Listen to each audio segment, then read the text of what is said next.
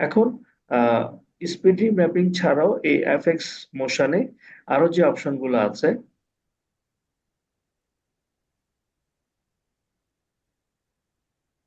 এটাকে বাদ দিয়ে আমি আবার দেখাই। এবার আমি যদি আবার এফএক্স এ ক্লিক করি, আমি তিনটা অপশন পাবো রাইট বাটনে: মোশন, অপাসিটি, টাইম রিম্যাপিং। হ্যাঁ, আমি এবার যদি অপাসিটিতে আসি, অপাসিটিতে ক্লিক করলাম। এবার অপাসিটিতে গিয়ে আমার এখানেও কিন্তু সাদা দাগটা আসছে। আমি যদি এখন এখানে এই এই জায়গায় আমি যদি এটাকে নামাই,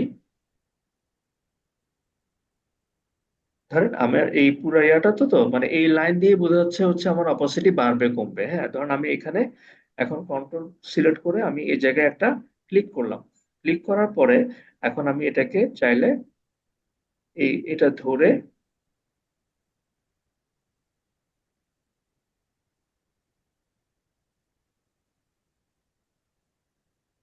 দুইটা বাটন ক্লিক করতে হয়, ক্লিক করে আমি এটাকে চাইলে এটা ইচ্ছা মতো নামাইতে পারবো। নামাইলে যেটা হবে, আপনি এখন যদি এটাকে প্লে করেন,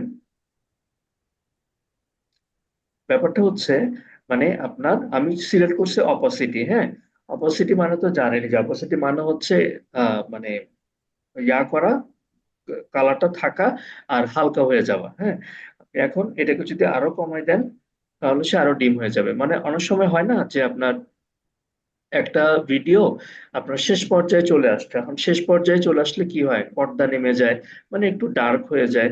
কারণ এভাবে ভিডিও যেতে যেতে ব্ল্যাক হয়ে আসলো। হ্যাঁ, এই টাইপের আপনি এই কাজটা করতে পারবেন। সেম ভাবে এই এফএক্স এর উপরে রাইট বাটন ক্লিক করে আমি এখানে অপোসিটি সিলেক্ট করছি, করার পরে পয়েন্ট দিছি, পয়েন্ট দেওয়ার পরে এটাকে আমি আমার মতো করে নিচে নামিয়ে দিচ্ছি, এবং এগুলোকে আর কিন্তু আপনি আপনার মতো করে সাজাতে পারবেন। থেকে নিবেন, কোন পয়েন্ট থেকে নিবেন, এগুলো আপনি আপনার মতো করে করতে পারবেন। ঠিক আছে। আবার আপনি চাচ্ছেন এই অবস্থায় এইভাবে রেখে, তাহলে এখানে কন্ট্রোল প্রেস করে আরেকটা বাটন ক্লিক করেন, এরপরে এটাকে আবার উঠে দেন। ঠিক আছে, এই টাইপের সবকিছু করা যায়। আমি যদি আবার প্লে করি, এখন অপোসিটি আছে, অপোসিটি কমে যাবে, আবার অপোসিটি বেড়ে যাবে।